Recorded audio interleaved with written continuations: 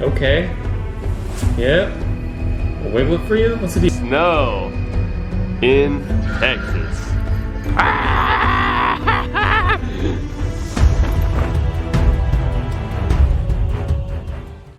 Welcome back to Talking Serpents. This is part 2 of building my reticulated python a proper size, larger enclosure. So I'm super excited to continue.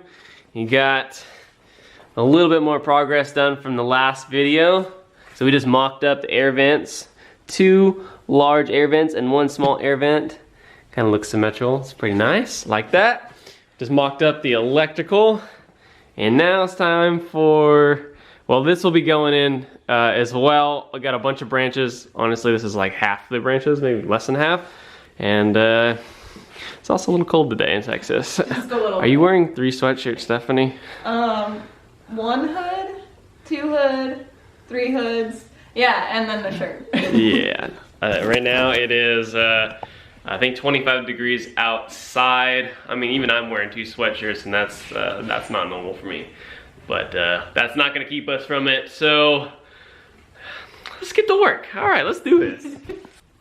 It is time for the fun part. So, yeah, like I said, I got all these branches here, so I get to figure out which ones I'm gonna use. I'm not sure yet, but there's definitely lots to choose from. Once again, if you need branches, check out rnrbranches.com. There will be a link down in the description. The website has different sizes and different variations of all kinds of wood, reptile safe, and even stuff that's, well, you know what, you just check it out. Great stuff. It's definitely what our reptile community needs. Everyone always asks me, where do you get your branches from? I used to get them from reptile expos and reptile shops, but not everybody wants to wait for that. Not everybody has a reptile shop next to them. Now we have something online, reasonably priced, and can be shipped. So R&R Branches, thank you. I really appreciate your services. I've been playing around with the branches, seeing what works, what doesn't, but you gotta take a little feeding break right now. Oh, me? No, I'm not exactly hungry right now, but I know who is. So you're getting a little 2-for-1 in this video. My reticulated python is hungry and he needs to eat. So let's go to the reptile room and give him a little meal. All right, here we go. Oh yeah, he's ready to go. Open the gates. All right. We're having focusing issues. Oh no, are we really? Wait, oh, there we go. Stephanie, really? No, you can freaking come up far.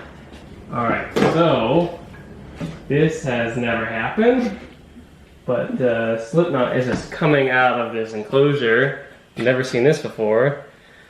Okay. Yep. A wiggle for you? What's the deal? Okay, he is hungry. I have never seen him come out of his enclosure like that. I'm pretty happy we got that on video. But yeah, he was like literally coming straight for us because he's clearly pretty hungry. Wow, I am a loss for words, as you can hear. Huh. Alright, well, hope you enjoyed that. So if anybody's wondering why I had a lapse in time from here to when he was right here, that's because I was going to adjust the lighting on the camera, but then he kept creeping out. So, I mean, if you're in my position, you got a 12-foot hungry snake coming directly for you for a food source, because I'm the food source. You know, you grab the rabbit and just give him what he deserves. Never seen that before, but glad that I got it on video, and hopefully everybody enjoyed it. Alright, we're back in the garage. We've been working on 1 branch, this one right here. Well, it was actually 2 branches, but you probably can't see right there, but we joined this one to that one, cut angles, and it's all flattable surfaces. We already mounted it. Here, let me demonstrate. Very important part about having branches for a big snake. You want this thing to be able, like, I can move the enclosure, you know? If it's not strong, it is not gonna work for long. And so we got that one. I'm gonna have a little branch going over here or in another different direction. Sorry, I can't talk. It is really cold today. It is probably, well, we just looked, it's actually 25 or 24 degrees out, and for Texans, That's cold, so bear with me. So we got this branch and this branch, and they have a slight arc to them. So I was thinking about joining them together. I'll probably increase the angle, do whatever I gotta do, make them flat, and then I'll go ahead and join the two together, and then on the opposite side, I will attach this to the ceiling. That way, Slipknot will be able to go over this, and then maybe onto one of the shelves and onto another branch. So now, time to clean these cuts up, angle it a little bit more, join them together. Easier said than done. All right, Kyle, get to work. Are you wearing your snowboard gear? Yes. All right, well, we decided to go from the ceiling to the back wall. I thought it looked pretty good, has some really nice angles on it, and also makes for a nice, well, you know, we just demonstrate. Make sure it's strong enough. Do some cheater sit-ups. Alright, so now we're gonna do a branch coming off of this one. That way he can use it, kind of be a little V branch.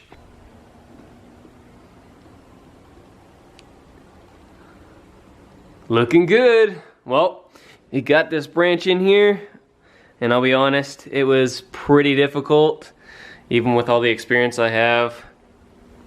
I had to, see, this has like some curvature and some bumps on it, and I need it to be on a flat surface so it has maximum strength. This ceiling wasn't too bad, that's flat, but this I had to take a wood chisel and carve out all the different curvature. It took way too much time. But I'm excited because now he can go from here to the left, over to here and down, and all the way to the back, and slither on over here. So right to left to right. He's got plenty to climb on, and if I ever want to add some more branches, I have more branches. I'll probably end up adding some more later, but good enough. So I didn't mention it, but yesterday it was so cold. We woke up, there was no running water, and I had figured out that the pipes froze. So that wasn't so great, not so bad either. But today, it all makes up for it. So today we got snow in Texas. How epic is this? It's actually the third time we've gotten snow this year, so I'm pretty stoked. Probably about as stoked as this dog. What are you doing?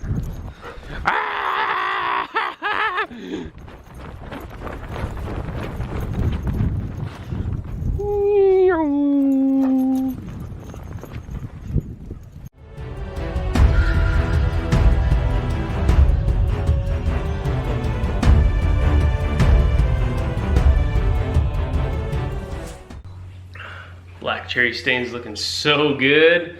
One step closer to being finished. Also, I thought I'd give you a little update on that snow situation here in Texas. It's been a little over a week. You can't do wood staining properly in cold temperatures, so I had to wait. Also, we had no water, no running water for 5 days. Our pipes froze. That's very irregular for Texas to get. We'll get like a little bit of snow here and there, but it would just thaw out like almost immediately, like within a half day. But we got like a foot of snow and the pipes froze, and it was below freezing for many days on end. And we literally, we only lost power for like half hour, which is pretty good. I can't say everybody else was as lucky in Texas. I know some people that were huddled around a fire, no power for I think 3 days or so. And yeah, so I still consider ourselves lucky, even though we were taking really crummy baths with the snow that was on the ground. We were melting it. Yeah, I don't want to talk about it anymore. It's a repressed memory. All right, we're moving on in life. So anyways, I'm going to show you a little about what's next on this enclosure, so let's move forward.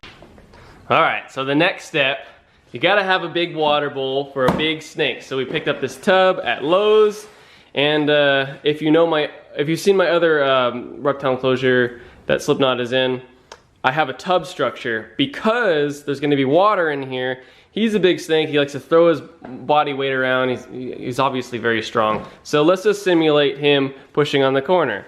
Oh, you have water everywhere, several gallons everywhere. Oh boy. So I like to make these tub structures. I was actually thinking about making these available on my website, talkingserpents.com, and maybe a few different sizes. So if I have a tub structure, I make them very affordable.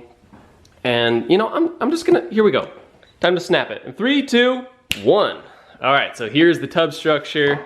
And the idea is that, all right, go ahead and put the tub in. We got this tub here, fits nicely.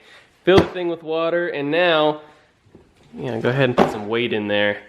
Go ahead, push there, push in the corner on the opposite side. You're good to go. No spilled water everywhere. I know I'm not the only one who's ever faced that problem. This is just a very simple problem to something that could be no fun. So I was thinking about maybe adding a few sizes on my website, and I would have a small, medium, and large, or something like that. So if you are interested in having a tub structure so you don't spill water all over your reptile enclosure, it doesn't matter what reptile enclosure you have, put a comment below. I was thinking about having a DIY version, so one that is unfinished. So if you have any of my DIY reptile enclosure kits, that will be something that you could finish yourself. Or I have all the interior sealants that are the same interior sealants I'm on my custom reptile enclosures. For instance, we did the gray interior sealant, just like we did the gray interior sealant on the shelving. So yeah, excited about that. Got a nice big water bowl, water tub for my nice big snake. So this water tub and structure can be placed wherever in the reptile enclosure. So I don't know where it's gonna be just yet. Now, gotta order some glass. Unless we already have glass. Stephanie? Do we have glass? We do. Wha-bam! Alright, so we just picked up the glass today, so I'm super excited. That means that we can move forward and actually get this into the reptile room. Also, I do want to talk about what glass we use. I'm not sure if I've talked about it on here, but we do use 1/4-inch clear tempered glass, aka safety glass. It is heat treated. It is way stronger than regular annealed glass. It's not cheap glass. It's slightly more expensive, but honestly, it's worth it. And I actually have a piece of tempered glass and a piece of annealed glass that I am very happy to break. So drop a comment below if you want me to break some glass. I do. Yeah, I want to break it too. So you better comment, because I want to break some glass. We'll do it even if you don't. But. Yeah, we're gonna do it anyways. This is a lie. You better comment and just say do it. All right, do it. So we've definitely been making some progress out here with Slipknot's new reptile enclosure, but we've actually been doing a lot more inside as well. So I'm gonna show you also what I've been doing, and let's just go inside. So in the last video, I kind of suggested that it was not going to be fun to get this reptile enclosure in this room. So I'll show you what's up with that. So this from here to here is 7 feet. His enclosure is 8 feet. And that's usually not a problem because we got these 8x2s in here. But the doorway is 29 inches. So every single panel on that reptile enclosure is gonna have to come apart. Luckily, all my reptile enclosure kits are easy to take apart. So that is a plus, but the enclosure is gonna go right here. That means everything in here is going to be in the way. I have to take this whole room apart. So we want to make it worthwhile. And I mean, like, this is devotion, right? Like, I'll do whatever it takes to make this happen for this snake. So I'm devoted, we're gonna make it happen. All right, so at the same time, my yellow anaconda right here, she is in a 4 foot wide, 2 foot deep, and 18-inch tall. Look at that beautiful little girl in there. She's growing, got her water tub over there. And she is, I think, about 6 or so feet right now. And there's a little divider in here.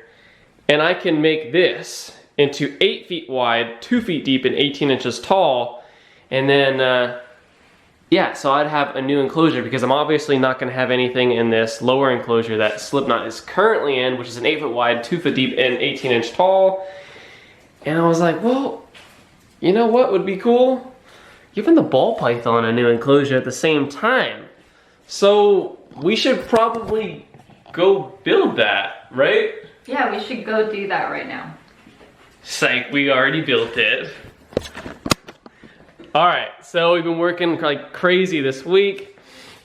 This is what I've got. Really excited, just picked up the glass for it a couple hours ago. You got this ghost wood in here that is mounted in the middle and goes to the back wall. So I got the vinyl tiles in here, the whole clear interior ceiling under the vinyl tiles. You got my new heat bulb kit over there. Oh yeah, I got the black cherry stain. And then I'm gonna add some more branches and other stuff in his new improved reptile enclosure. So he's getting a new reptile enclosure, and my beautiful yellow anaconda is going to be getting an enclosure that is twice the size. Can finally open it up for her. She definitely deserves it. She moves around a lot whenever I take her out. I'm just gonna fill the whole thing up with branches and foliage and all that good stuff. So I'm really excited about that. So we got 3 enclosures. It was only gonna be 1, but you know what? If the whole room is gonna be in pieces, you gotta make this thing worth it, right? It's gonna be a big pain in the ass. You might as well. Yeah, so this enclosure, that enclosure, that enclosure, everything is coming out of this room, going in the living room, most likely for the next day, because I got a lot of work to do. So you can probably see that this will be a very long video, so that's the end of this video. So I'm going to continue working and filming, and the installation video introducing the snakes into their new reptile enclosure will be on the next video, and that should be the final video, aka part 3. So, alright, if you like the video, strike that like button. You have any comments? Post in the comment section below. Please do subscribe, and I'll see you in the next video.